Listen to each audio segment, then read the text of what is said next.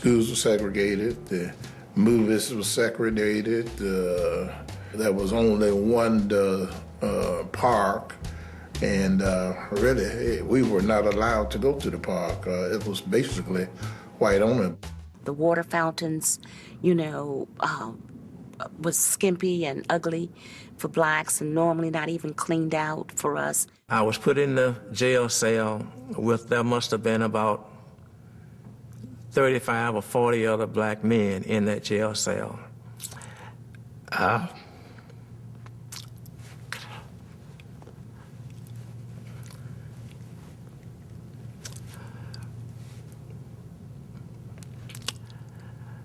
have never seen so many beaten and maimed people before in my life. African Americans had real problems with just plain decency and being treated like human beings on the city buses. Nobody in their wildest dreams assumed that the black community would come together, could come together, to fight Jim Crow. Martin Luther King Jr. delivered a speech to the overflowing church, announcing the boycott and demanding a peaceful process. The only weapon that we have in our hands this evening, he told them, is the weapon of protest. The crowd voted unanimously to continue the boycott. Eventually, Justice Without Violence was named the official slogan of the MIA. It was a strange sight to see those city buses going through the streets with nobody on them, except maybe one or two whites. The insurance companies in Montgomery, after the churches purchased station wagon, they would not insure them. So we had a church member, J.J. Alexander, who had a brother, T.M. Alexander, who lived in Atlanta, was in the insurance business. And he made contact with Lloyd's of London over in England and got all the buses, all the station wagons insured. In our particular situation here in Montgomery, however, I might stress that we have emphasized throughout nonviolence. Our movement is a movement of passive resistance, and we never intend to participate in violence. We are depending solely on moral and spiritual forces. One morning, I never shall forget, it was raining, and I got in my car and went so I could pick up somebody. And this group of people were walking, I guess it was about 4 or 5, and they were walking, so I stopped. And I said, I can't take but so many. I said, but as many as can get in the car, go, oh, we don't want to ride, we gonna walk. Then, on December 21st, 1956, justice finally prevailed. The Montgomery city buses were desegregated. A jubilant African-American community gathered in churches to celebrate. I recall my part in those meetings was to read the 13th chapter of 1 Corinthians, the love chapter. And I started reading, and in the middle of my reading, or close to the end of my reading, all of a sudden the cheers broke out again. And I thought, I'm not done yet. And I realized what I had just read was, when I became a man, I put away childish things. The people of Montgomery realized that they had matured and that in this process, they had staked out a claim to manhood, or to personhood, I should say, because it involved the whole community. What we did here in that decade served as a beacon for the world. When young people were fighting for democracy in Beijing, China, Tiananmen Square, they sang "We Shall Overcome." When they broke down the wall between East and West Berlin, they sang "We Shall Overcome." It happened in Montgomery because we had a Rosa Parks here. It happened in Montgomery because we had an E.D. Nixon here. We happened in Montgomery because we had just brought an MLK here. And I think that we can all applaud the fact that it did happen here in Montgomery. What we started in Montgomery by staying off of the buses started a tidal wave that has washed upon such shores as China and South Africa and Great Britain and around the world. And it all started on a bus. We shall overcome.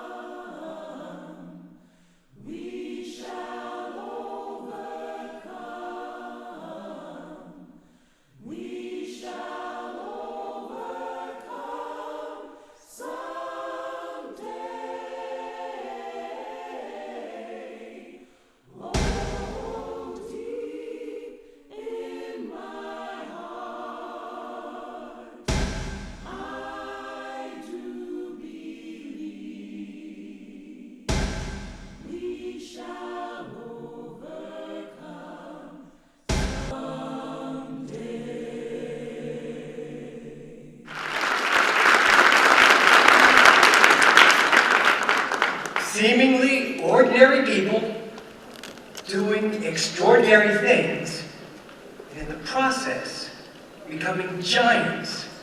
Giants that gave us the gifts of freedom, the gifts of liberty, the gifts of empowerment, the gifts of hope. And as Attorney Gray and Dr. Patton just said in the clip, these are gifts that continue to keep giving. These gifts tore down the wall in Berlin. These gifts empowered that man to stand in front of that tank in Tiananmen Square. They empowered the solidarity movement in the shipyards of Poland. They gave strength to a South African prison cell for 27 years. These gifts also demanded democracy in Yemen, in Egypt, in Libya. And in 2008, these gifts gave us the election of President Barack Obama. And that's just a partial list. Regardless of the time frame that the gift was received or the continent where it was received, all of these great gifts can trace their lineage back to the Selma to Montgomery March, back to the 16th Street Baptist Church in Birmingham, where those 4 innocent girls were killed, back to the Edmund Pettus Bridge in Selma and Bloody Sunday, back to a bus seat here in Montgomery. 58 years ago, this week, just 1 block that way and 1 block down that way. Good evening, everyone. My name is Michael Brudell. I'm your Master of Ceremonies for this evening, and you are in store for a wonderful, wonderful evening. The Corrales from Lee High School are here this evening. The great Dick Gregory is here this evening. Attorney Gray is here this evening. The Gratzes are here this evening. We've got giants, Gibbs, Gray, Gregory, Gratz. The mayor's favorite rapper, Snoop Dogg, would say that it ain't nothing but a G thing. Let me take just one moment to display another gift or another G word, and that is gratitude to our sponsors for their generosity, yet another G. We give our thanks to the Alabama Historical Commission, to Alabama Power, a Southern company, to Azar's Uniforms, to Goodwin Mills in Kingwood, to Hyundai Motor Manufacturing Alabama, to McGriff Tire Service, to the Montgomery Advertiser, to the Montgomery Public Schools, to Troy University for their video clip editing and also for that awesome jazz quartet that we got to enjoy during the reception featuring Raymond Smith, Jim Bell, James Smith, and Eric Ward, to Warren Averitt, CPAs and advisors. Yes, thank you for the reception, musicians. And last but not least, to the City of Montgomery, the capital of dreams. Let's now show our gratitude to all of our sponsors.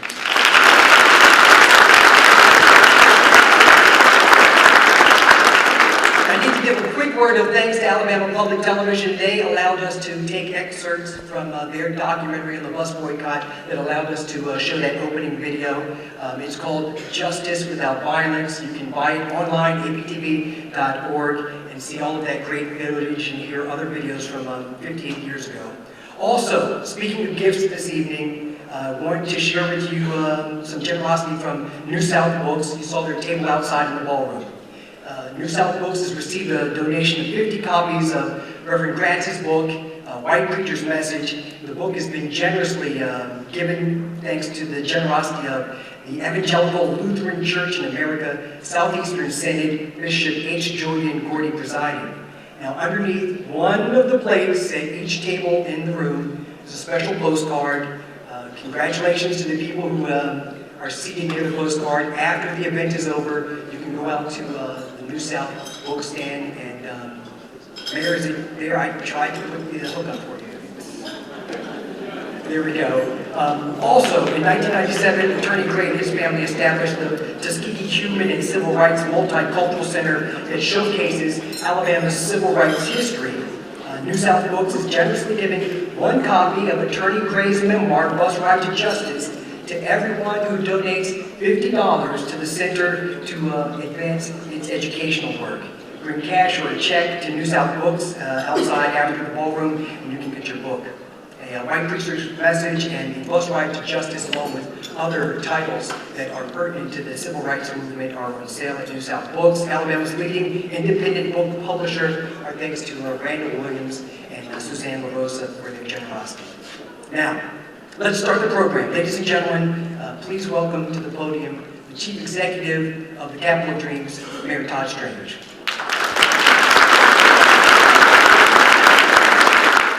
Welcome.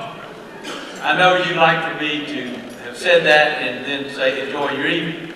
Well, I hope you do enjoy your evening, but Michael has been thanking so many people that have played a large part of allowing us to have this wonderful celebration tonight, but it always takes a person in charge. And Michael Burdell, along with Felicia Martin, have been those people in charge. So I think we ought to thank them for what's going to be a wonderful, wonderful night. I had not been mayor very long when I got a call from Mayor William Bell, who would be here tonight, but he is in Saudi Arabia doing, I'm sure, important work. And he said, we need to get together as communities and celebrate the activities that happened in the South 50 or 60 years ago. And then we got into this debate. William Bell said, you know, Birmingham owns civil rights. And I said, well, wait a minute.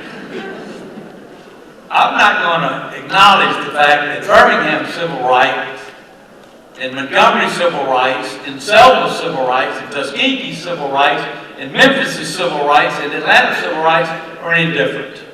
So let's just agree that nobody owns civil rights, but we're all glad that there were those actions 50 and 60 years ago. So we agreed in that conversation for cities across the South to come together and to help celebrate activities in 2013, 2014, and for us significantly in April of 2015 and December of 2015, the 60th and the 50th anniversaries of those significant events that was heard and took action around the world. We have 2 additional mayors with us tonight.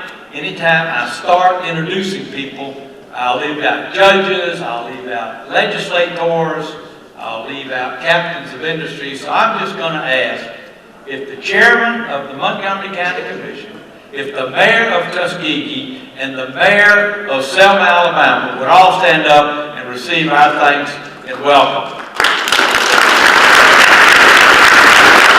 I've been Elton Dean, Lord Evans, and Johnny Ford. Michael has already referenced the world knowing what happened in Montgomery, Alabama 50 and 60 years ago. Linda and I have had the great privilege of traveling internationally, and since I have become mayor and identified myself as connected to Montgomery, Alabama, it is the exception, it's the rule rather than the exception, that we are lectured, we are thanked, we are congratulated by the activities of Rosa Parks, and they know Selma, Alabama. As a matter of fact, they even know George Wallace. For 95 years, Nelson Mandela walked this earth speaking the gospel of freedom, of righteousness, of equality. He today lies in state. I think it is only fitting that we would take 95 seconds and have a silent remembrance of his life and the life of all of those pioneers, the life of all of those giants who many stand on the shoulders of today to make this country, the cities that are represented, a better place to live and to work. Andy Strange, no relationship, is coming for the invocation. He's the King's Dream Ministry. And as he comes, I would ask us to bow our heads, and for those 95 seconds, let's give thanks for the lives that have gone before us. Let's give thanks for the efforts and reconciliation so that we can hand in hand walk the walk in this community. Andy, as you come forward, I would ask for us to bow our heads. Father of glory, we're gathered here tonight to remember and to celebrate the lives of your people that have been strong in the face of persecution, oppression, and strife. But God, they have looked to you, God. They have lifted up their eyes and looked upon the hill of Mount Zion where salvation comes from in the name of Jesus, your Son. And they have been strong, and they have done great exploits, and they have inspired others in the city of Montgomery, in the state of Alabama, in the United States of America, and all around the world to do great exploits, to stand up for those who do not have a voice, to stand up for those that are oppressed, and to declare freedom, to declare hope, to declare that their dreams are just as valuable as the dreams of others. And God, I thank you for the testimony of these men and women tonight, God, who are a living witness of the great gift of love that you gave us when you gave us your Son. God, who manifest that love on the streets of Montgomery and in Birmingham and Selma. And Father God, tonight we're grateful. We thank you, God, for giving us that gift in these people tonight, Father. We look to you, God, and continue to believe that the greatest days for the city of Montgomery are yet to come, but that the seeds of that great destiny have been sown thanks to the tireless sacrifice of men and women like Mr. Gray and the Gratz family, God. So we thank you, and we honor them tonight. And we honor you, God, for whom all honor is due. And Father, tonight I just ask that as we gather around the table of fellowship, God, and as we partake of the food, God, that is prepared for us, and we say thank you for that food, God. I pray, God, that you would be honored yet again in our city, and that the name of Jesus, your Son, would be glorified. We bless you, and we thank you for who you are and for your dream for the city of Montgomery. In Jesus' name we pray. Amen.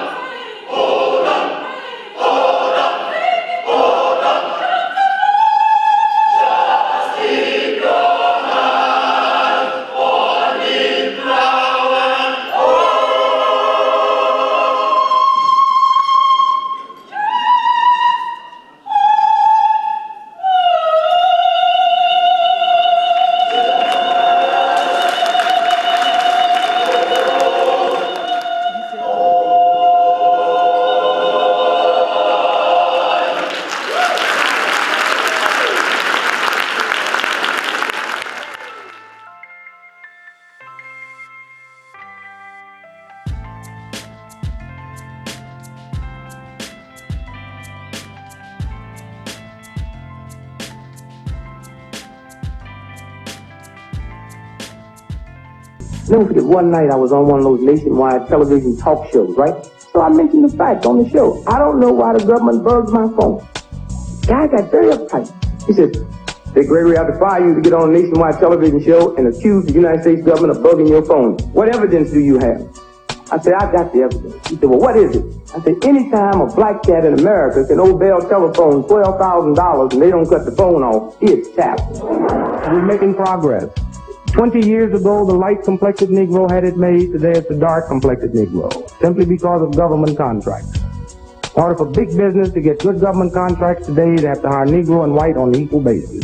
So they go out and get the blackest cat they can find. So when that government inspector walks in that plant, he can see him 7 blocks away. The health advocate, the comedian, the crusader, the great Mr. Dick Gregory.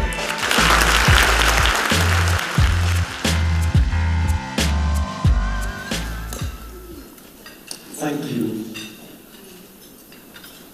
for what happened here. I was looking at today's program schedule. In 100 years from now, that program will be worth millions.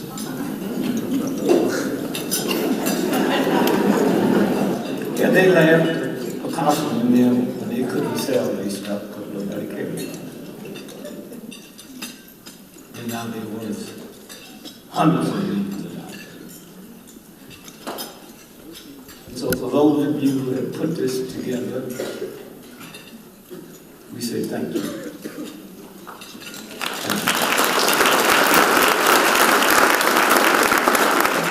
You see, one of the interesting things about what happened here have never happened nowhere in the history of the planet. The sad part about it in America, the New York Times don't tell you. It's almost like it didn't happen. But when you think about that universal God, that when it picks you, it leaves no footprint. And if you could just be here 1,000 years from now and see what happens when real people with no hidden agendas tell you what happened here. The interesting thing with what you're doing here is 50% of everybody alive in America today was not born when King was assassinated. 70% of the people on planet Earth was not born when King was assassinated. And so you got systems that over and over have the money and the ingenuity to keep telling that lie. They win.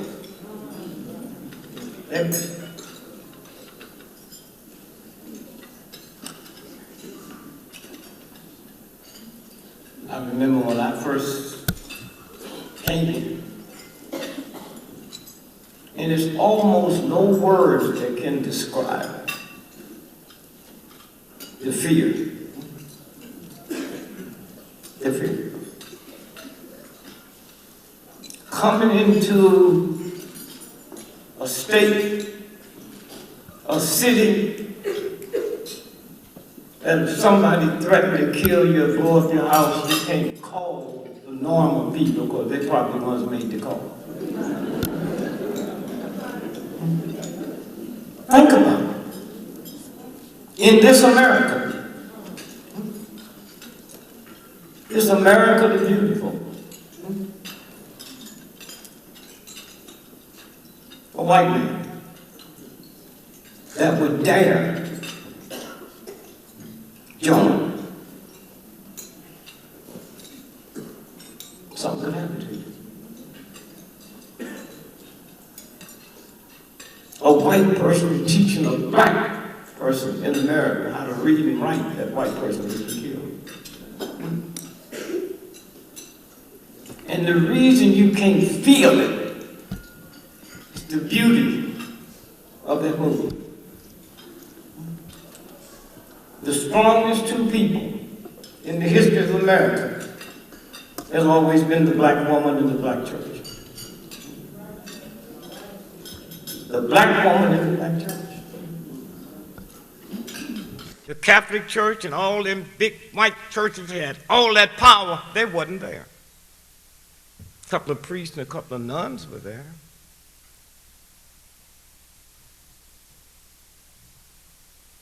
Brother Fred was there. And if you look at him now, you cannot see no hatred. And a sea of trickery. Oh, America wants you to be nonviolent, but try to say nonviolence means I can't go to your war neither. You're going to jail. Somewhere. Never before in the history of a movement was it a movement that reached 100% of the people. Here. And we took on the mightiest nation in the history of the planet with no guns, no meanness, no bitterness, and survived it. And survived it. When King was assassinated, they didn't know how big that was.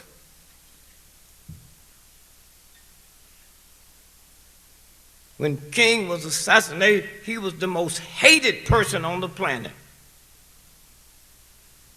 And now today, he's probably one of the most beloved people on the planet.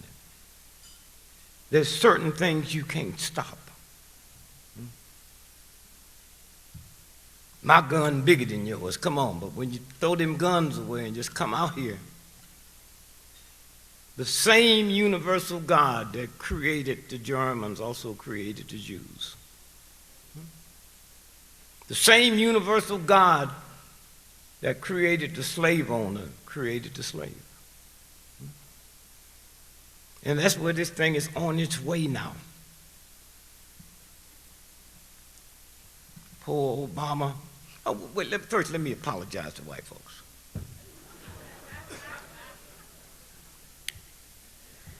Up until Obama became president, you white folks had convinced me that all Negroes looked alike. I really believe that. And I'm here tonight to say I'm sorry. Ever since Obama's been president, I have no white folk come up to me and say, "Excuse me, Mr. President."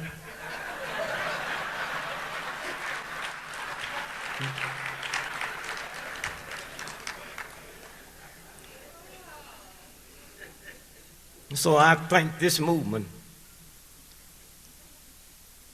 in a corrupt, insane system that give more credence and homage to a jive entertainer or a football or basketball player. When there's many people in this room have done more to uplift the humanities around the world than 99% of football players and entertainers.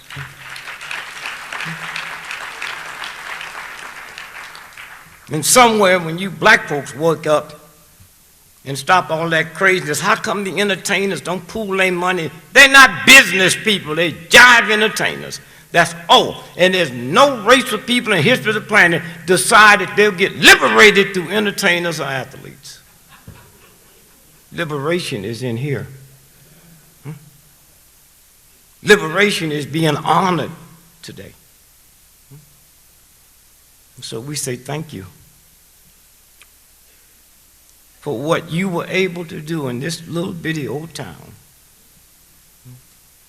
that have never been nothing until this movement.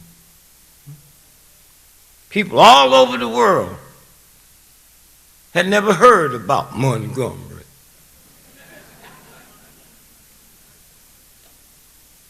Until a handful of black folks decided we're not going to take it anymore. With love. 98% of that movement in the forefront had reverend in front of their name before they had PhDs. I'd always been scared of the South. I've never been here, but I just hear the stories.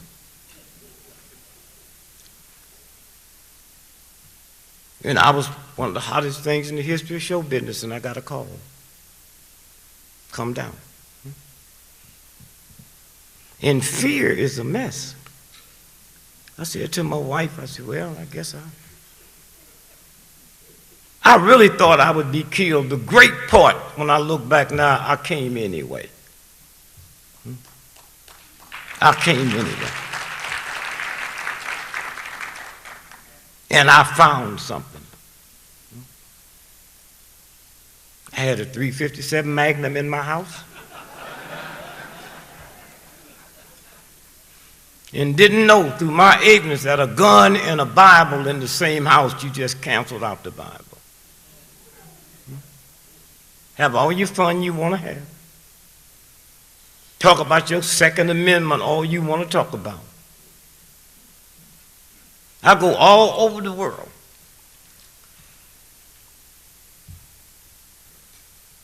And prostitute, I can recognize a prostitute without her telling me she's a prostitute. By her demeanor. The way she walked, the way she talked, the way she chew her gum, the way she wear her wigs. But if you don't tell me you're a Christian, I don't know you one. Is there something wrong with that? I can recognize a hoe by her demeanor, but I don't know you're a Christian unless you tell me you are. Somewhere. Fear. Fear and God do not occupy the same space. A white racist insane system that had all the guns, all the money, all the laws on our side, their side, but their fear took them down. I was with you. I know who you are. I don't have to read the New York Times. I'll say thank you. Thank you, thank you, thank you. Somewhere. And I was scared of white folk, didn't even know them. I just not been around them. You know, they lived on one side of town, I lived on the other side of town. And they were just white folks. Somewhere. Fear. I've been married now 54 years. Oh, wait, oh, come on. I didn't say I was happy.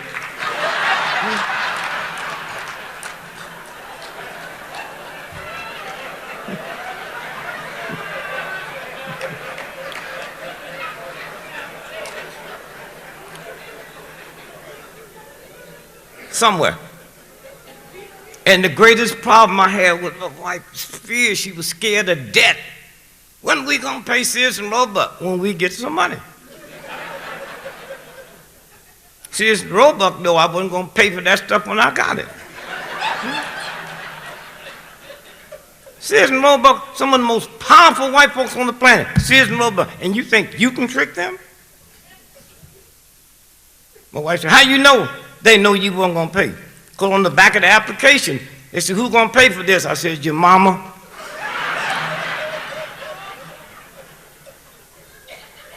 Walked in the house one day, I thought my old lady gone crazy. Here's a letter from Sears and Roebuck. Final notice. I said, let me see that.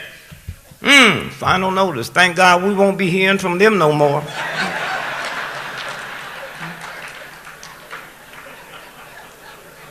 And I don't know, especially you black folk, I don't know how you let debt scare you. You got the stuff. And when them bill collectors call you, they're calling from India. They've been outsourced. They don't know. Yeah, say, come on over here and get it. I got it.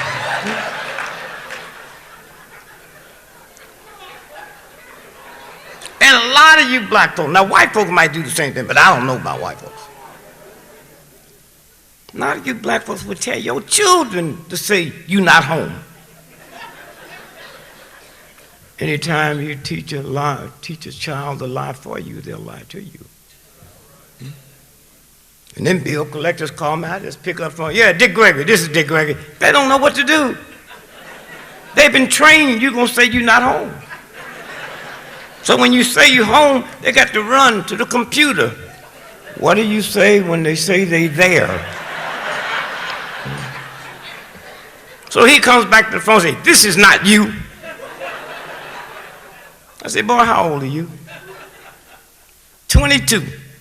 I've been on this company, this money for 38 years. Before you was born, what makes you think you're going to collect it in your lifetime?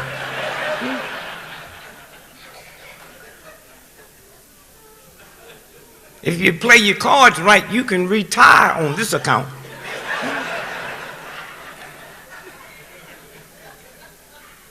I got an old silly brother. He was with Enron before the fall. He was making millions of dollars. He ain't got a nickel. Called me the other day. They're about to repossess my car. What must I do? Don't park in front of the house.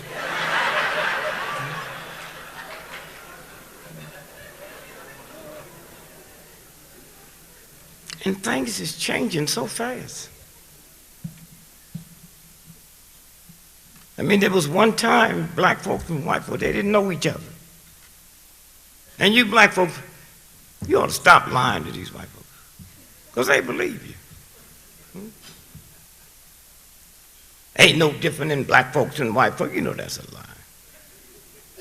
You hear that commercial, that Cialis commercial? Now you know they're talking to white boys. And if you have a 4-hour erection, go to the emergency room. Oh, you have a 4-hour erection, go down to the pharmacy and tip them and hope they never cut your stuff off.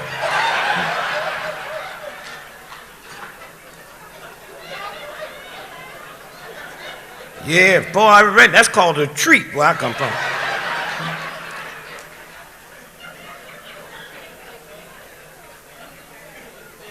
Somewhere. And that runs in your house, in your living room.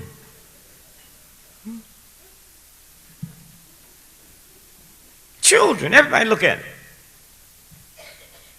One of my grandsons, 7 years old, came up to me and said, "Granddad, what's an erection?" I said, "Go ask your grandmother." He came back with that funny look on his face. I said, "What did she tell you?" "She told me she'll tell me later, but to come and tell you she hasn't seen one of them things around the house in years."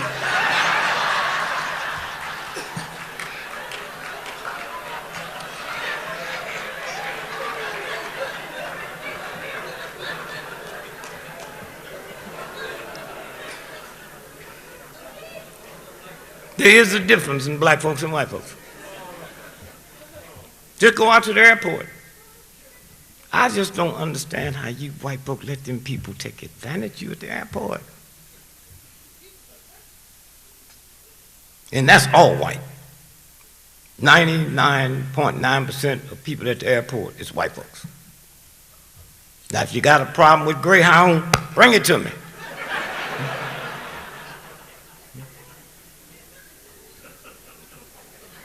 You know, somewhere you white folks will just step back and look at yourself. You go out to the airport, they lie to you. They lose your bags and act like you didn't have none. Greyhound. Y'all safe there because we wouldn't dare take that stuff up. Greyhound, lose your bags. And they'll tell you 3 hours before they get to the terminal, all the bags got ripped off in Memphis. There are no bags. So I'm going to pick one white person before we leave here tonight, because I'm getting ready to open up a black business. And I don't need your money. I need you so we can get some minority loans.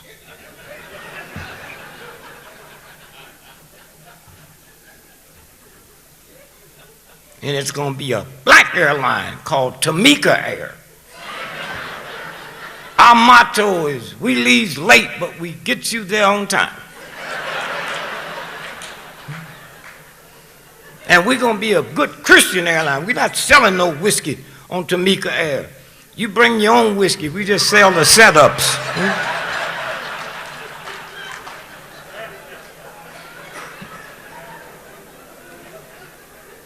Somewhere. That's what I like about Greyhound. They don't lie. You call them, what time's your next bus going to Chicago? What time can you get here?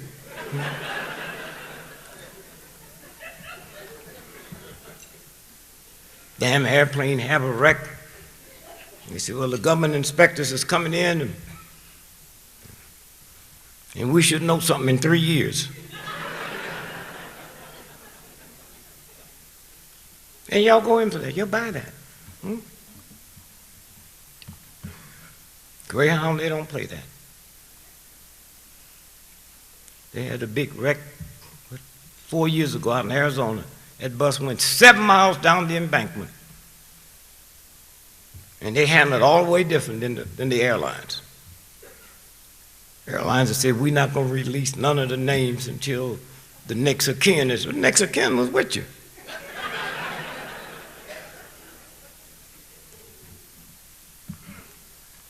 Greyhound looked down there and said, 7 miles down there, we sure nobody survived it.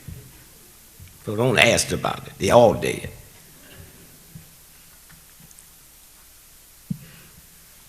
And then they'll bring you out that night.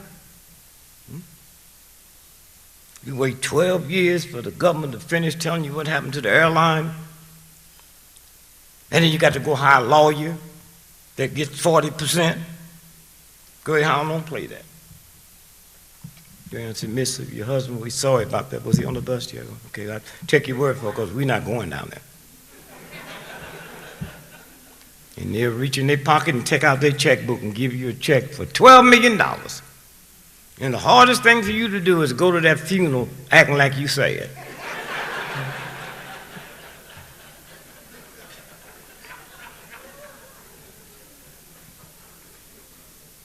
Who would have ever thought 50 years ago we'd be sitting here, black folks and white folks, and no cops outside? Huh? The world press waiting for the bloodbath. I was at Washington, D.C., the March on Washington. Some of you were there. But did you know our friend JFK had 7 divisions of troops surrounding the nation's capital? Why?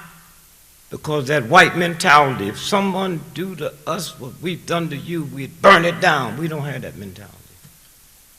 Thanks to the black church and the black woman. Somewhere. And this town here have made a big difference. And the longer this planet stay together, the more loved you're going to be. Because you didn't react the way they thought you would react. Somewhere. And so for those of you that's being honored tonight, what a blessing, not for you, for us. To see your face, to see your family with that love. Somewhere. I didn't know this way it's supposed to be. I was in the Army for 3 days. Yeah, 3 days. Why y'all laughing? I might have been wounded. Yeah, 3 days I was in the Army. Segregated Army. White officers 10,000 people out there in the field. That white captain said, I want you troopers to know if you get captured by the enemy, give them nothing but name, rank, and serial number. Do you ladies, you know what dog tags are? Don't they have your name, rank, and serial number on it? You're going to tell me if they capture me, I can't give them no more than they could get if I was dead? No, no. Dick Gregory get caught. I'm talking. They tell me you a traitor. No, I'd be a traitor if I hadn't told you. Put on my records now in the Pentagon. If Dick Gregory ever get caught, move all your used-to-be secrets. Because there's something about some dude pouring hot water down my back, sticking pins in my eyeballs, and snatching my fingernails off. I tell him where my mama is.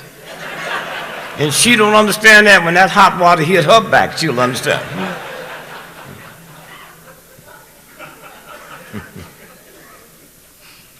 For those of you that wasn't there, what you hear tonight was the same type of laughter we had in the jails. That didn't break us. There is a universal God. We've had misconceptions of it. I remember my mother said, if you ever gamble, don't pray to God if you're gambling. Well, that sounded good to me until that Powerball went up to $400 million. You think I didn't pray? I said, God, you know my mother didn't know what she was talking about.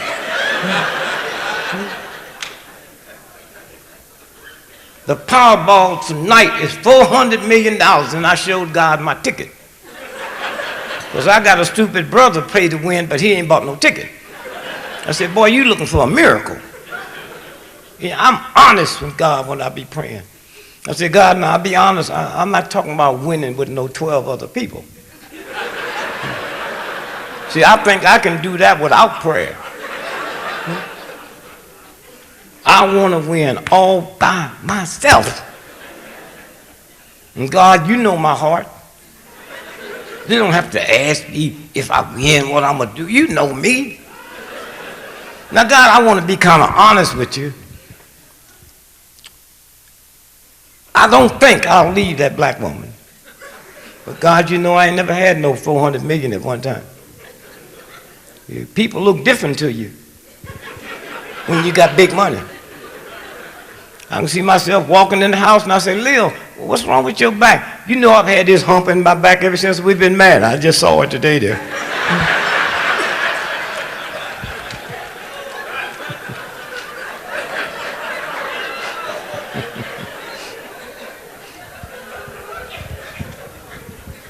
And I thank all of you for coming out to say to some folks, we thank you. We love you. The whole world has been changed, and it started here.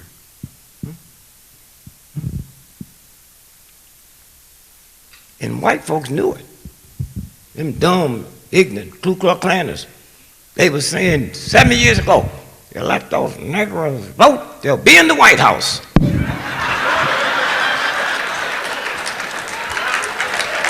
Harvard and Yale and MIT, they didn't know that. You did.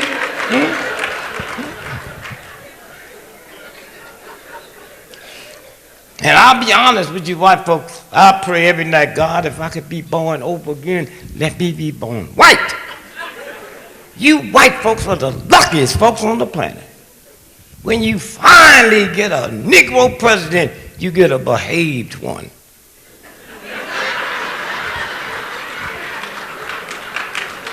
You get one that'll never call you a honky.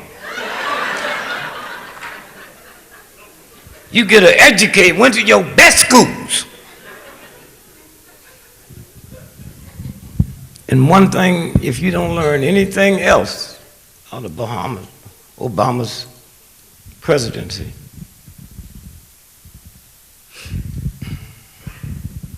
we gave you everything you want in a human being.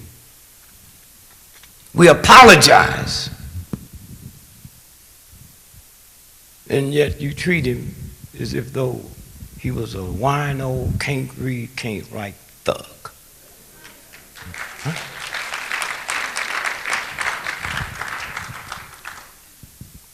And when I ran for president, white folk don't know, had I been elected, I'd upset black folks more than white folks. Because I ain't gonna lie, I'm gonna tell you from the beginning, right after I get sworn in, I'm gonna go dig up that rose garden and plant me a watermelon patch. That's right.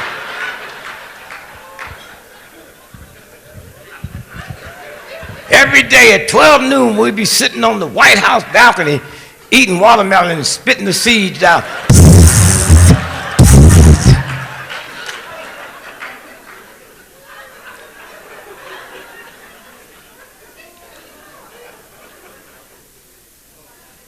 And white folks, get ready for it. Because had I been elected, be no white folks in my cabinet. And I can just hear you black folks now say, he don't mean that, so I'm going to say it again. There'll be no white folks in my cabinet. Until you black folks, most of you in here couldn't make my cabinet, because any black person that went further than the 3rd grade will not be in my cabinet. If you could read or write, you wouldn't be in my cabinet. What do I base that on? If for 200 and some years, all the cabinets have been educated, wealthy, rich white men. And my philosophy is, if these powerful, best schools in the world, more money than God, if y'all get the country in the shape it's in now, let me try something different.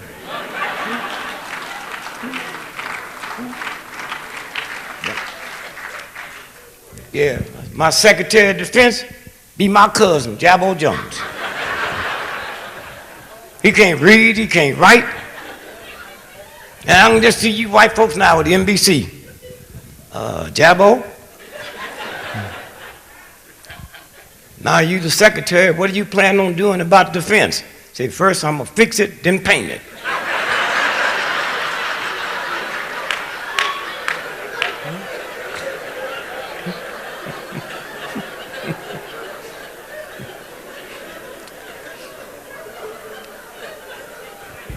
Thank you, Dr. King. What a blessing. What a blessing. And I look at my black folks.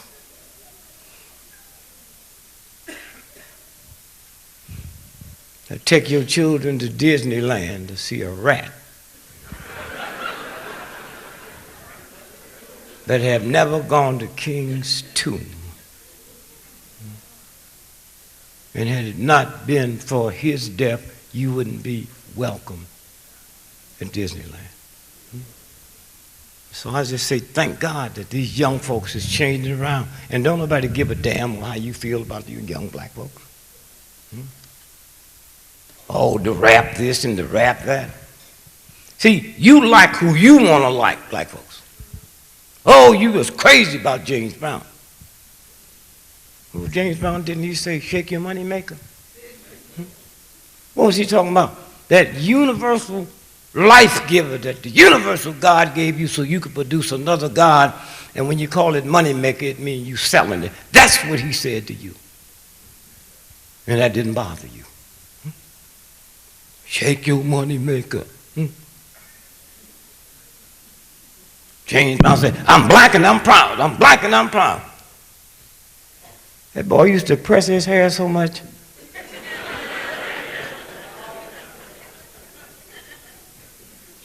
Somewhere. And when you think about what this system have reduced us down to, the system. If you had a bad foot that was hurting you, what kind of doctor you gonna go to?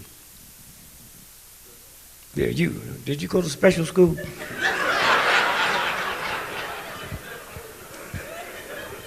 I mean, did a bus come by your house and pick you up before there was busing?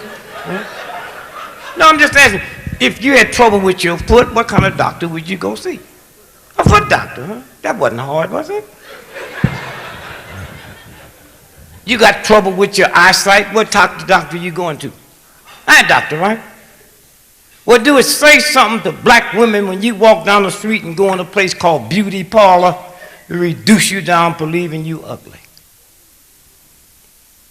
God made you, not Sears and Roebuck. Huh? And God didn't make no ugly folks. That's in your head.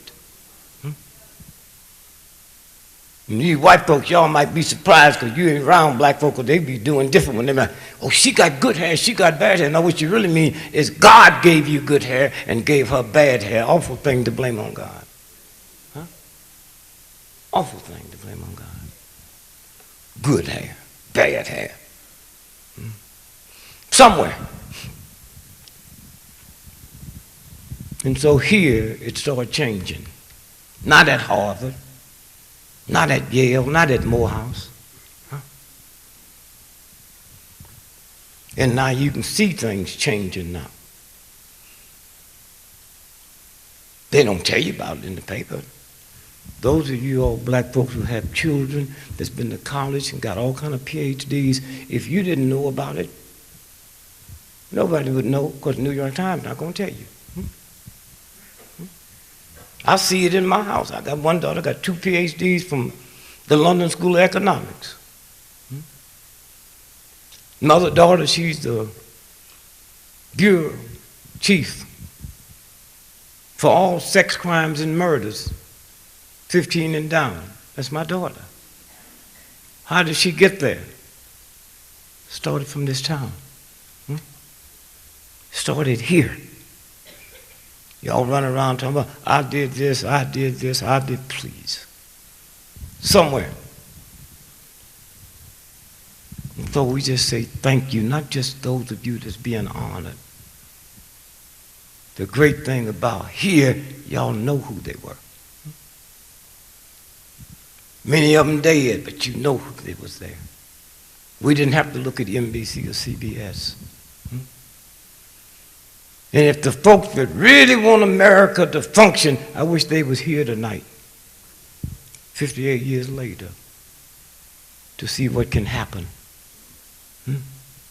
And see what can happen when you have this thing called love. We didn't wait for a white insane system to stop hating us. We just kept moving and didn't pick up that hate. So that's where we are. Thank you much, much, much. Thank you, this town. Thank you, Mr. Mayor.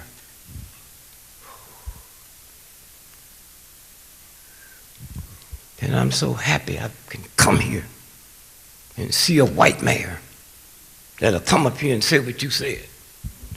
Hang around, I'll need a white cosigner.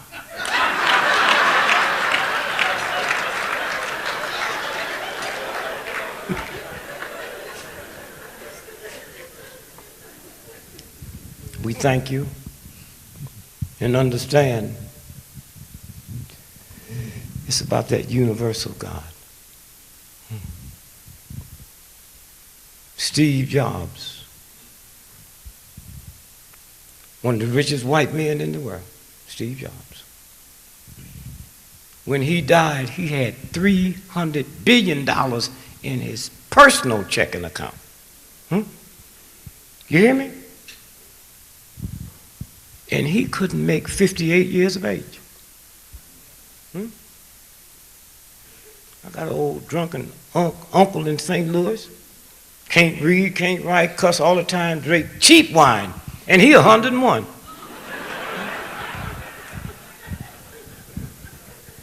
So I leave you tonight happy. I remember when President Obama was elected the first time.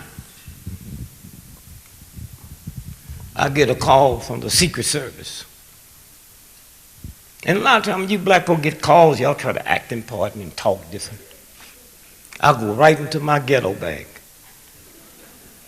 Mr. Gregory, this is Secret Service, and you on the VIP list for the inauguration, and we picking up the VIPs early because we're going to shut a lot of streets down, and just want to know what time can we pick you up. So I get into my ghetto. I said, y'all, these the same Secret Service that was in Dallas when Kennedy got shot?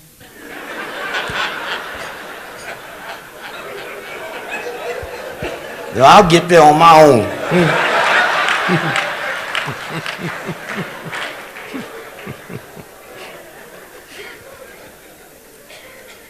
So to you honorees, thank you. And to you white folks that's always been there, we thank you. That's why it happened so fast. One of my big heroes, my birthday is October the 12th.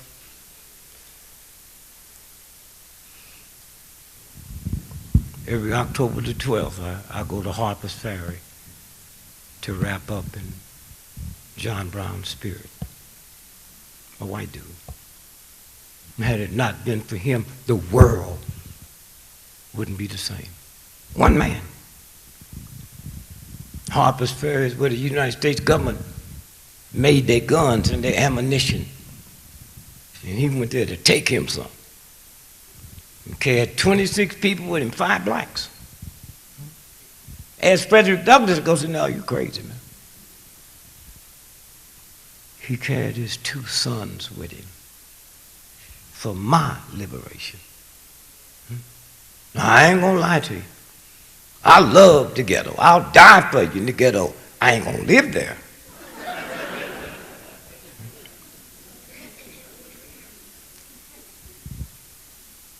He carried his 2 sons, John Brown.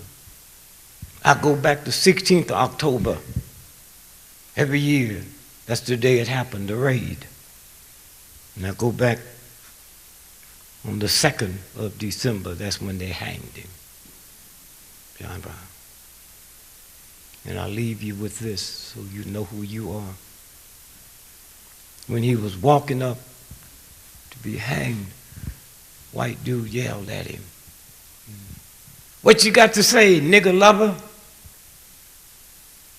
He said, "All I say, if what I'm dying for today, if I was defending rich white men, I'd be your hero." And then right before they hanged, he said, "Oh, by the way, I talked to God last night. And God told me to tell you the Negro will be freed. But you missed the last chance to free him with no blood. He will be free, and it'd be the biggest bloodbath in the history of war." Why? Because it's the only war in the history that the generals, the colonels, on both sides all went to the same school.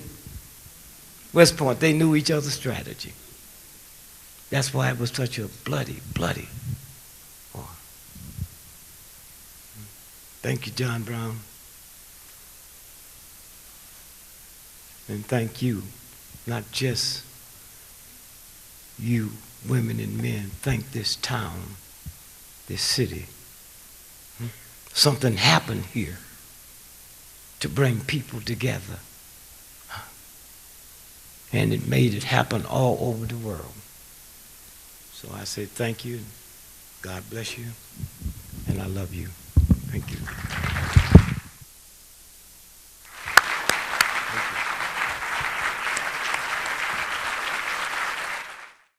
Thank you, Mr. Gregory. You are a national treasure. We're so glad that you're here. Thank you for your words of wisdom, and I can't wait till you come back so I can hear some more. It's Giants time. Gifts of Giants that we can celebrate right now. Please turn your attention to the screen.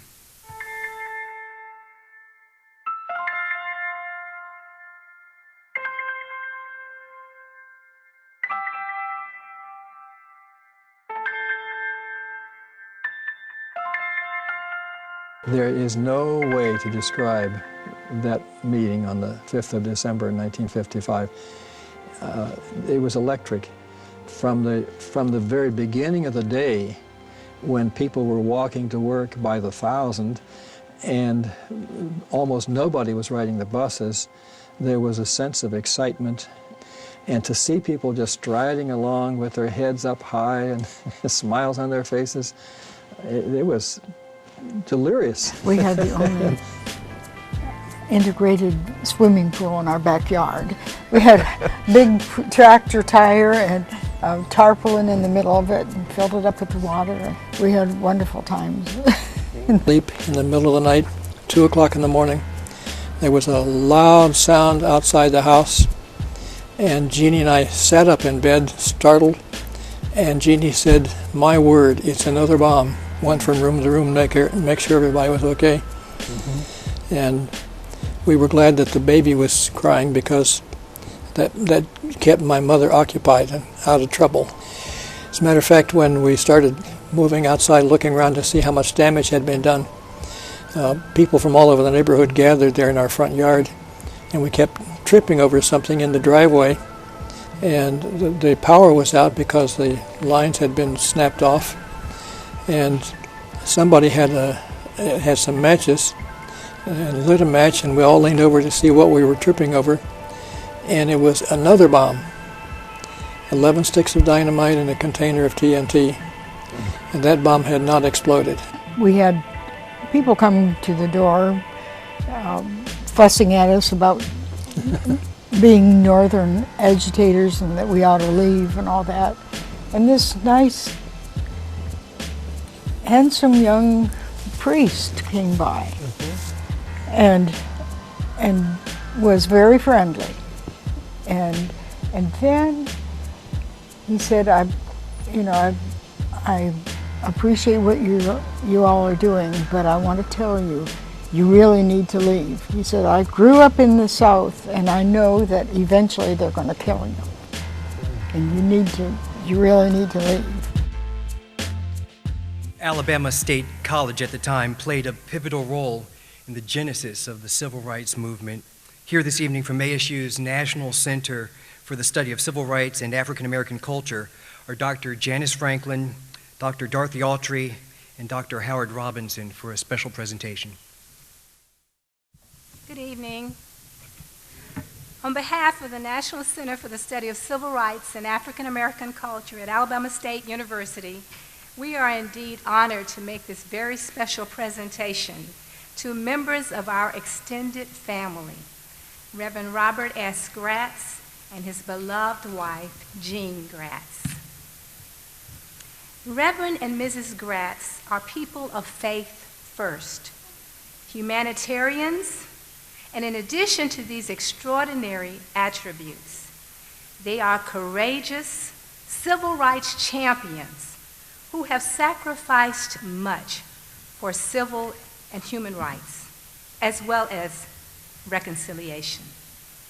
Their life and work together emulate principles of brotherhood and the dream of a beloved community, envisioned by Dr. Martin Luther King, their friend and leader in the modern civil rights movement. I was introduced to Reverend Gratz and later Mrs. Gratz by the Honorable Julian Bond, who after a lecture at ASU pointed to Reverend Gratz across the room as the person I should approach to house their papers. According to Mr. Bond, the Gratz had a lot of great stuff that had not yet been deposited. Being a librarian and not a historian, I promptly introduced myself and made the request, having no idea of the magnitude of the Gratz collection or of their contributions to civil rights. In his very humble manner, Reverend Gratz agreed to meet me with Mrs. Gratz the next day in the library at ASU. Preparing myself for regrets, I was overwhelmed with emotion when, without questioning our capacity to preserve these materials, Reverend Gratz said with a big smile, yes. I will always remember his words. I want these papers to be in the hands of the people from whom this history came. It was one of the most gracious, yes, thank you.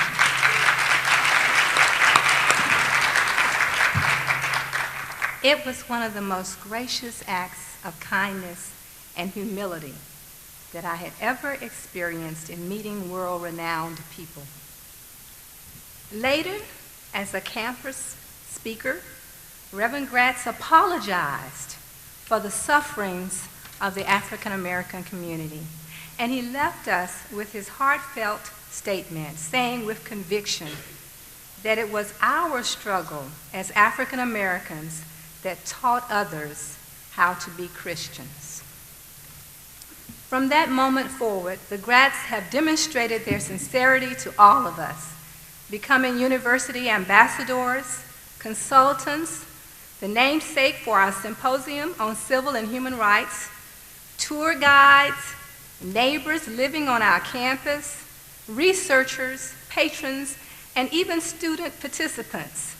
By the way, Mrs. Gratz is now an ASU Hornet, even an honor student.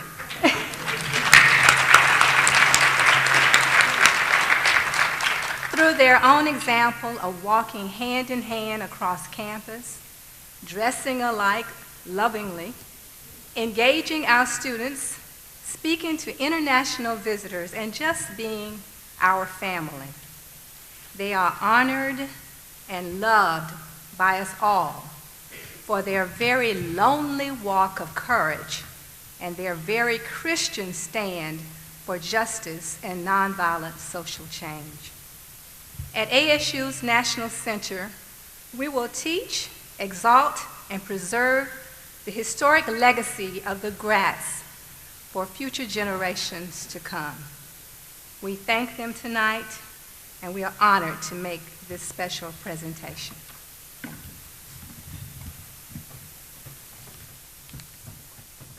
The Gratz come forward.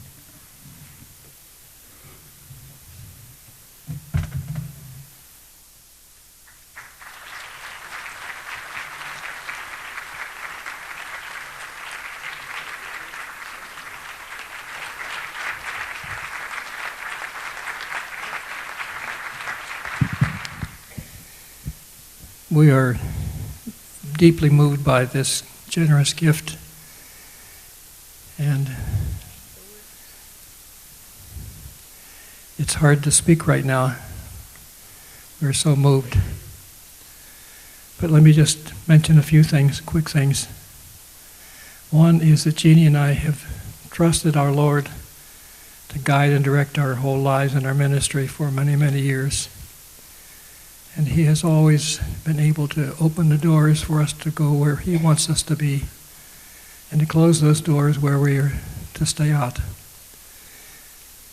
One thing that I always give thanks to God for is my precious Jeannie.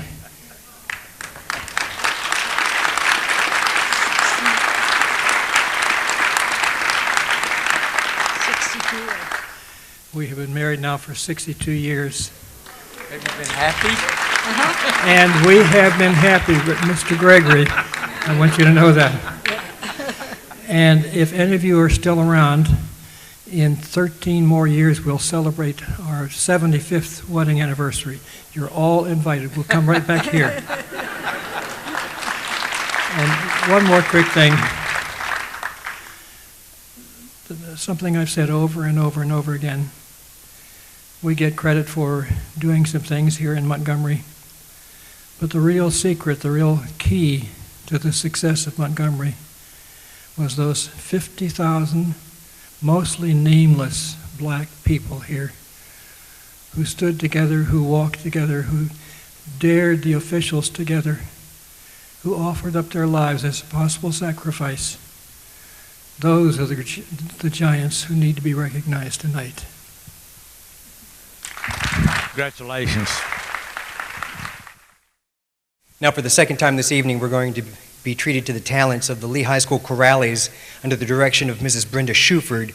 Mrs. Shuford is a graduate of Huntington College and has been the director of the choir for 14 years. The chorales are a dedicated group of musical students who have to audition in order to be a part of this group. And they've received superior ratings at the Trills and Thrills Choral Festival and district competitions, and at the Alabama National Fair Please welcome the Lee High School Chorales once again.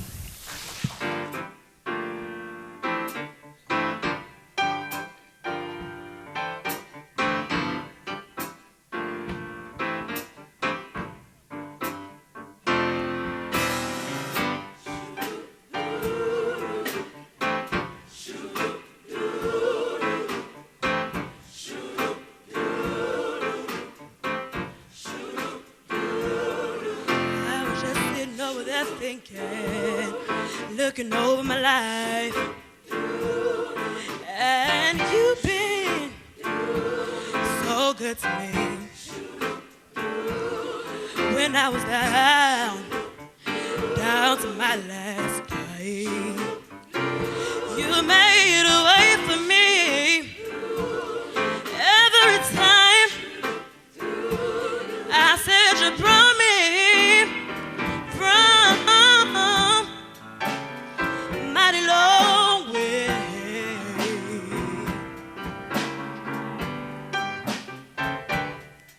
You've been my father, you've been my mother, you've been my sister and my brother too. You didn't leave me, stay right by my side. And when trouble came, you wiped the tears, you wiped them from my eyes. I should have been dead, sleeping in my grave, but you made old Dale sit back and behave. Said you brought me from a mighty long way.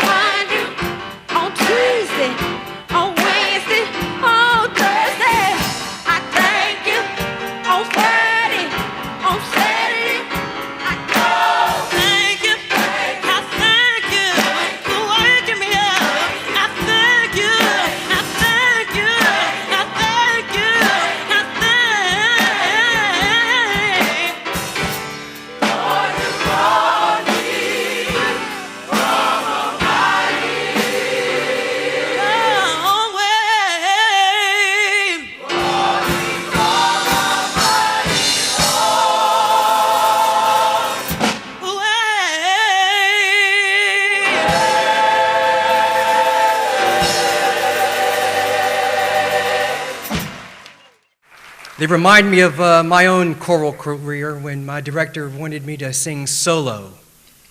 2 words with a W at the end of the second one. Is it on? Yeah. Once again, let's pay our attention to the screen.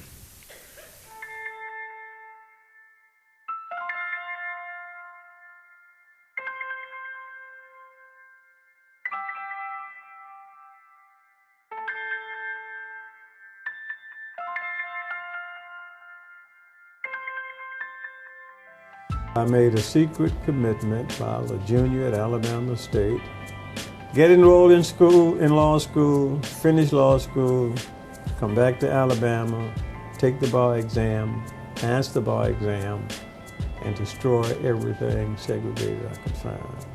Every work day, she would usually, during her lunch hours, come to the office, and we would sit down and we would talk. We talked about the bus situation in Montgomery. We talked about the youth. We talked about segregation. We talked about all the problems we had, the importance of going to school and being somebody. And we also talked about what one should do in the event they are ever asked to get up to give their speech.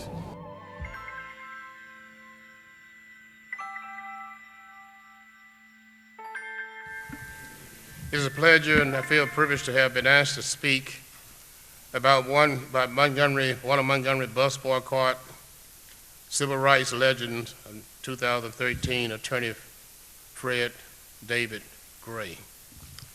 Attorney Fred David Gray was born in the middle of the Great Depression on December 14th, 1930. Saturday, he will be 83 years of age. Let's give him a round of applause. He is the youngest of 5 children born to Abraham and Nancy Gray in a shotgun house at 135 Hercules Street at the rear of St. Jude here in Montgomery. His father died when he was 2 years old. In 1937, his mother moved to 705 West Jeff Davis Avenue. His early education was at the Lovelace School on Jeff Davis, now Lamp Magnet School. The principles and values that his mother taught him and his siblings have been the guide and compass for the story of his life. And they are: 1, keep Christ first in your lives; 2, stay in school and get a good education; 3, stay out of trouble, don't get involved in the criminal justice system. In his early years, Attorney Gray knew nothing about lawyers and wanted to be a preacher. He was sent to Nashville Christian Institute in Tennessee at age 12 to learn how to preach. After finishing there in 1948, he returned to home to Montgomery and enrolled in Alabama State College for Negroes, now Alabama State University, to become a teacher. While riding on the buses in Montgomery, he recognized the inequities that exist. Everything in Montgomery was completely segregated. Thus, he concluded that in addition to being a preacher, he would become a lawyer. Not just any lawyer, but the best civil rights lawyer. Because of conditions as they existed, he made a secret commitment to finish Alabama State and enroll in a law school out of state because the University of Alabama did not accept African Americans. He would finish law school, return to Alabama, pass the bar exam, and destroy everything segregated he could find. And so he became licensed to practice law by the Alabama Supreme Court on September 7, 1954. Immediately upon opening his office, he continued his relationship with a family friend, Mr. E.D. Nixon, Mr. Civil Rights in Montgomery at the time. He also established a relationship with Mrs. Rosa Parks, Secretary and Youth Director of the Montgomery branch of the NAACP. Every weekday after Attorney Gray opened his office until her arrest on December 1st, 1955, Mrs. Parks would come to his office and discuss issues related to improving conditions for African Americans in Montgomery, the state, and the nation. She also discussed what she would do in the event she was asked to give up her seat on the bus to a white person.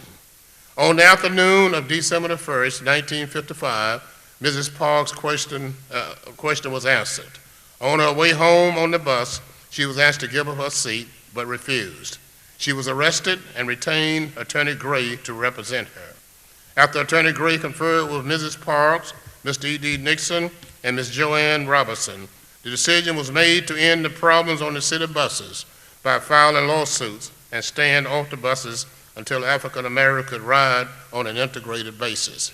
The plan also included suggestion to the leadership that Dr. Martin Luther King Jr. serve as the spokesperson, that Mr. E.D. Nixon serve as treasurer, and that Mr. Rufus Lewis serve as chairman of the Transportation Committee.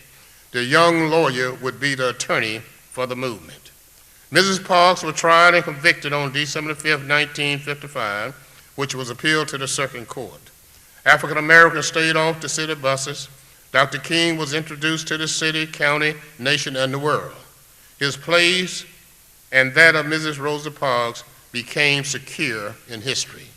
Attorney Gray's civil rights case was not first civil rights case was not Mrs. Parks or Dr. King's, but that of Claudette Colvin, a 15-year-old Booker T. Washington High School student who refused to give up her seat on a city bus in Montgomery, Alabama on March 3, 1955, 9 months before Mrs. Parks' arrest. Attorney Gray represented her in Montgomery County Juvenile Court. The community was not quite ready for a federal lawsuit. However, the action of Claudette Colvin gave moral courage to Mrs. Parks, Dr. King, Mr. Nixon, Attorney Gray, and the 40,000 African Americans in Montgomery who started the Montgomery protest on December 5, 1955. If Claudette Colvin had not done what she did on that day, the history of the civil rights movement may have been different. In addition to Mrs. Colvin and Mrs. Parks' cases, Attorney Gray represented the Freedom Riders, the Selma to Montgomery March, desegregation cases which ended segregation in all institutions of higher education in the state of Alabama, and over 104 elementary and secondary schools in the state of Alabama. Attorney Gray's remarkable career also includes landmark cases in voting rights, education, housing, employment, law enforcement, jury selection, and more. He is widely considered one of the most successful civil rights attorneys of the 20th century. His cases are studied in law schools around the world. In addition, he is an ordained Church of Christ minister. He was one of the first blacks to serve in the Alabama legislature since Reconstruction and the first black president of the Alabama State Bar Association. He was not only a lawyer for the Montgomery bus boycott, but was also a planner, architect, and executor of the boycott. He has published 2 books, Bus Ride to Justice, which was revised this year, and the Tuskegee Syphilis Study. Within the last 15 years, Attorney Gray has found and developed the Tuskegee Human and Civil Rights Multicultural Center, a history museum in Tuskegee, Alabama. His purpose in part is to educate the public on the role Macon County played in the civil rights movement and as a permanent memorial for the men in the infamous Tuskegee Syphilis Study. Looking back over the last 58 years, what Attorney Gray and others did in Montgomery, Alabama, beginning with the arrest of Claudette Colvin and the events that occurred in Montgomery, were instrumental in not only changing the city of Montgomery, the nation, and the world. It was also instrumental in President Barack Obama becoming the 41st president of the United States. Attorney Gray's gifts and work played a major part in all of that. Ladies and gentlemen, our honoree for Civil Rights Legend Award 2013, Attorney Fred David Gray. In addition to the portrait, this read, City of Montgomery commemorates the 58th anniversary of the Montgomery bus boycott with his Gifts of Giants Award presented to Attorney Fred D. Gray. Thank you for your contribution to the civil rights movement and answering the call to social equality. Mayor Todd Strange, December 12, 2013. Congratulations.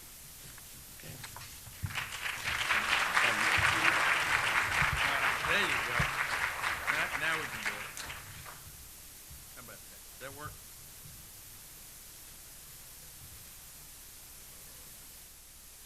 Your Honor, Mayor Strain, to the honorable members of the Montgomery City Council, other members of the judiciary, my co-honorees Bob and Jeannie Gratz, ladies and gentlemen.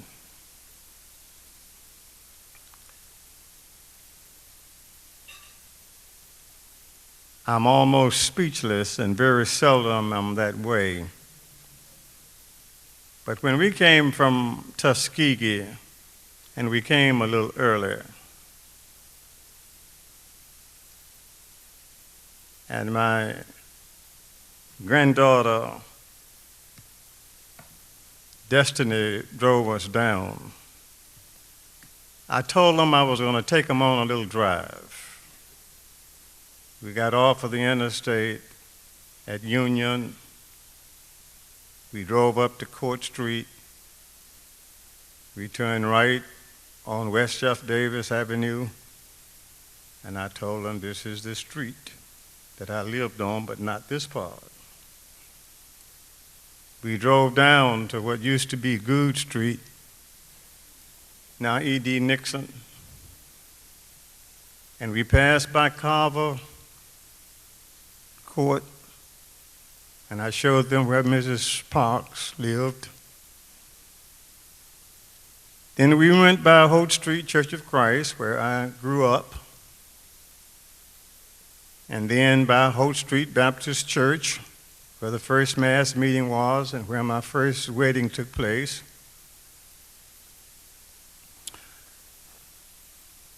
Then we drove out to 113 Hercules Street, and I showed them the house I was born in.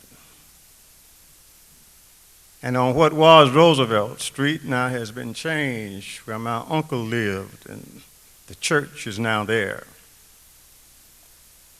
And then we rode to Hill Street and Jeff Davis, where Lily Baptist Church is, and my home house is a lot across when Jeff Davis went across.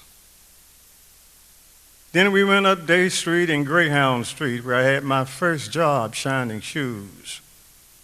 And my brother Hugh, who passed a few years ago, had a flower shop there for over 40 years. So I am very emotional, but I want to first thank Chief Judge Price, and that's what my lovely wife Carol, who's over there, calls him. She doesn't call him presiding judge, she calls him Chief Judge. For that wonderful introduction, I appreciate it. I grew up on Jeff Davis, Hill, Greyhound, and Day Street on the west side of Montgomery. And you may not know it, but Chief Judge Price grew up on the west side of Montgomery too. And if I'm not mistaken, he grew up at Hunter Station. That's even farther west and more in the rural than where I was. Both of us grew up on the west side of Montgomery, where when we grew up, nobody expected an African American to be a judge, nor to be a lawyer. But we grew up on the west side of Montgomery. And Judge, we made it. Secondly, I want to thank Mayor Strain. And you know, I have watched the mayors of this city for years. Some of them I had to sue. Haven't had to sue this one. I've known him for some time. I knew him before he became involved in politics. We were in the same class of Leadership Alabama, learning how to be leaders. And Mayor, I think both of us did a pretty good job of being leaders. Our mayor, because I still have an office in in Montgomery, have one in Tuskegee too, but I still have always had one here and intend to always have one here. But he is one of the best mayors, if not the best mayor that I know of that we have had in the city of Montgomery. Let's give him a hand.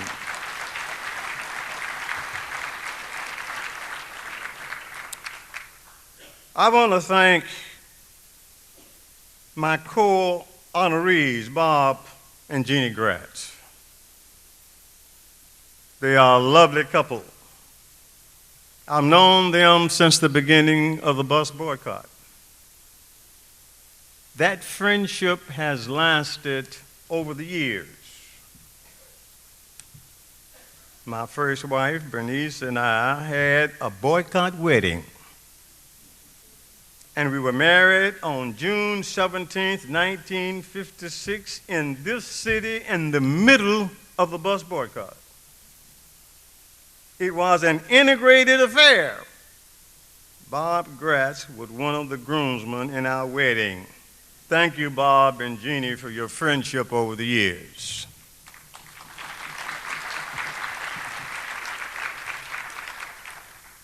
I want to thank you, Dick Gregory, for taking the time out of your busy schedule to come to Montgomery and to speak to us during this, the beginning of the holiday season. I have known him over the years and admire him. He is a great American, and I want him to know how much I personally appreciate his coming to this event, sponsored by the city. And I have autographed a copy of the revised edition of Bus Ride to Justice that I'm going to give you before you leave, and I want to thank him. Let's give him another hand.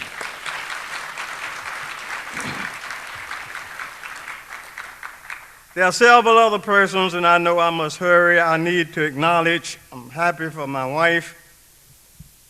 We will be celebrating our 13th year of marriage on Tuesday the 17th of this month. She told me before we got married that she wanted the job of taking care of me, and she's done an excellent job during the last 13 years. Thank you, Carol.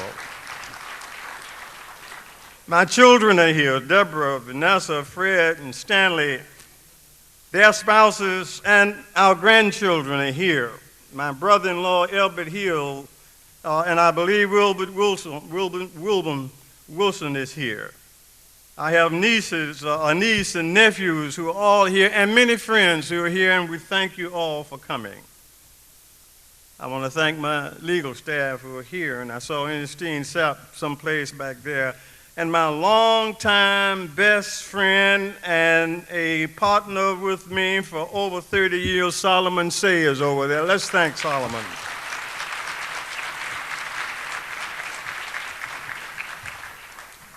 Just let me thank each one of you, because each of you have come here to honor us tonight, and your presence here means so very much.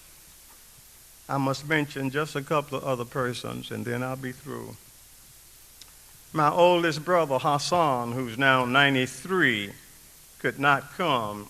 He's residing at a nursing facility in Philadelphia, but he's here in spirit.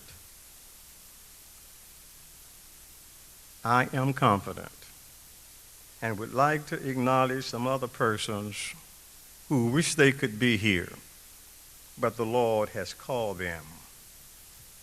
But they are here in spirit. My mother, Nancy Arms, my first wife, Bernice, my siblings, Tom, Hugh, and Pearl. And then there were those persons who worked so closely with us in the Montgomery bus boycott, in its planning and execution. Joanne Robinson, E.D. Nixon, Rosa Parks, Rufus Lewis, and Martin Luther King, Jr. I want all of those of you that I have had the privilege over the years of representing. I want to thank you, and I also want to express my appreciation to Mary Louise Smith, who was another young lady who refused to get up her seat before Mrs. Rosa Parks did. All of these persons contributed toward you honoring me here today. I just want to thank the city for honoring those individuals who were involved in the movement that they saw fit to do this for them.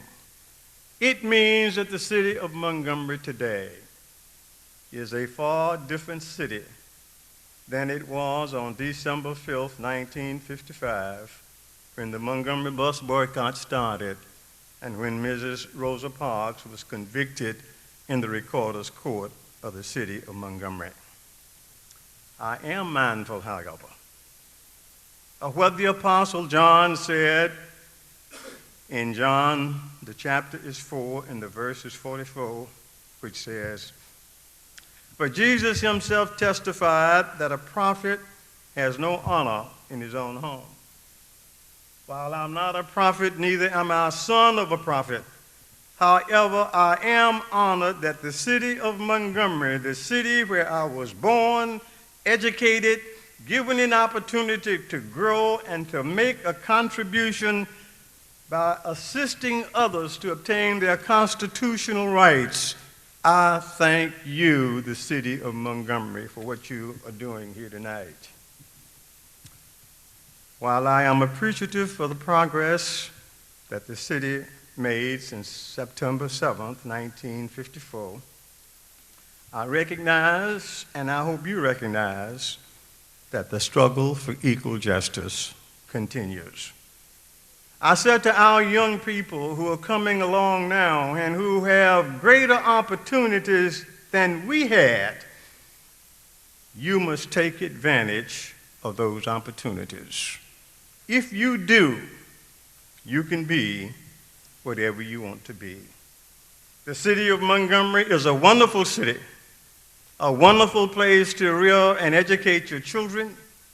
You should take advantage of those opportunities. I then humbly accept this award on behalf of all those clients who during the last 59 years trusted me to handle their legal cases, beginning with the participants in the Montgomery City bus boycott on December 5th, 1955. Many of those cases resulted in breaking down the walls of segregation and changing the landscape in America and around the world. I particularly accept the award on behalf of those unknown clients. You know about Mrs. Parks, Dr. King, the Selma to Montgomery March. Many of you don't know about Claudette Colvin. I also accept the award on behalf of the 623 men involved in the infamous Tuskegee syphilis study, and on behalf of those persons who've made contributions to make possible the Tuskegee Human and Civil Rights Multicultural Center. So it is with deep humility that I accept this award on behalf of all of my clients, known and unknown, whose names never appear in the media, whose faces never appear on the television, but they are the ones who laid the foundation, who made the sacrifice so that you can honor us here today. Finally, I pledge to you, just as I have done for the last 59 years, that I will continue to fight for equal justice under the law until all of God's children are truly free and until justice rolls down like water and righteousness like a mighty stream. Good evening, and may God bless you during this holiday season and forever.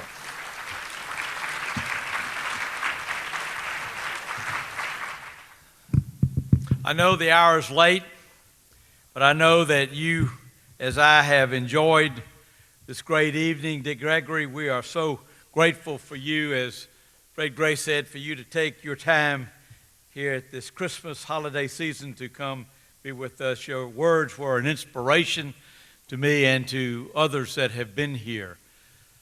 So many of you know these individuals that are the giants that we're honoring this evening. My friend Elton Dean and I have a dream.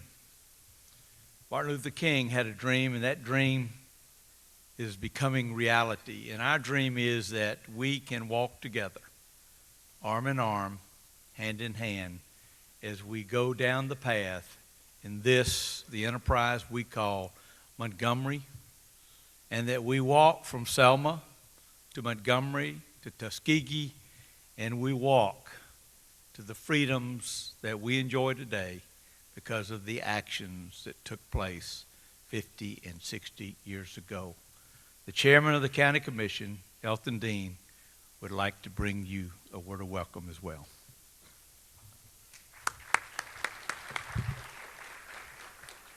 It gives me great pleasure and honor to be here and to see you here to honor these giants, Reverend and Mrs. Gratz and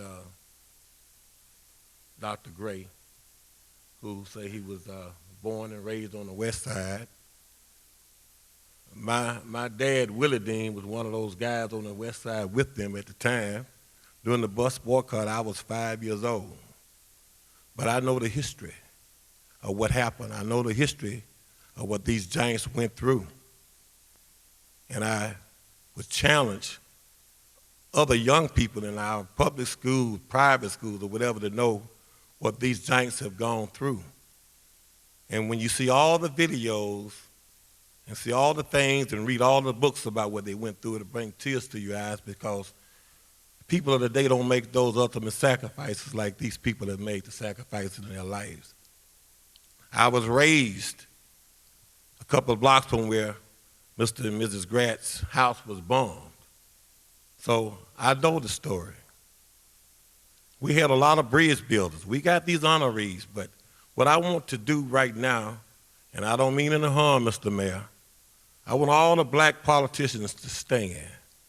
If you were there tonight, I want all the black elected officials to stand. Will you please stand if you're elected? And while you remain standing,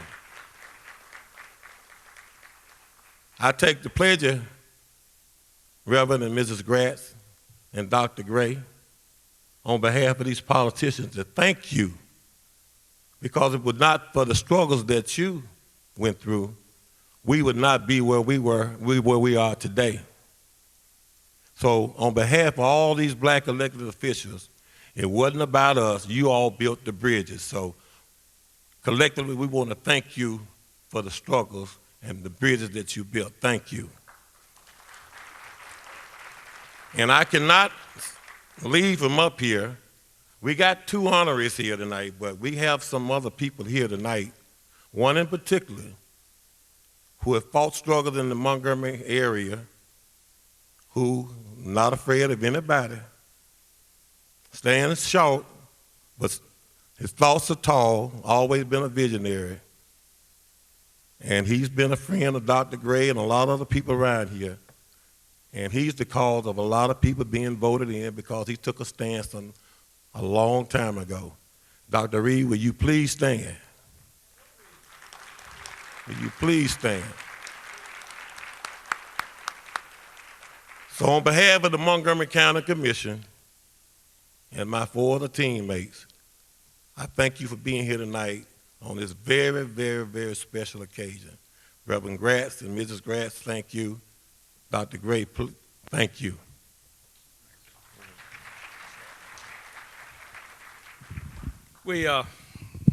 As we close, we want to thank Lee High School and Brenda Shuford for such a grand performance tonight. This is the beginning of a year-long celebration.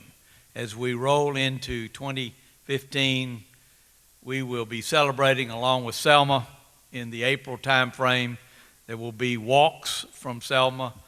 The city of Montgomery is spending nigh close to $10 million. Not all city money, but other monies that are available. Anita Archie, who has joined me in the city of Montgomery, she's representing the city council, and we have representatives of them here tonight. We will be doing infrastructure work from St. Jude all the way to the Capitol so that we can be prepared to receive those that are marching from Selma in 2015. And then we take a short break, and we'll be celebrating the 60th anniversary of that event where Rosa Parks, because she did not stand up, she kept her seat. She stood up for freedom around the world. Thank each and every one of you for being here. Good night. God bless each and every one of you.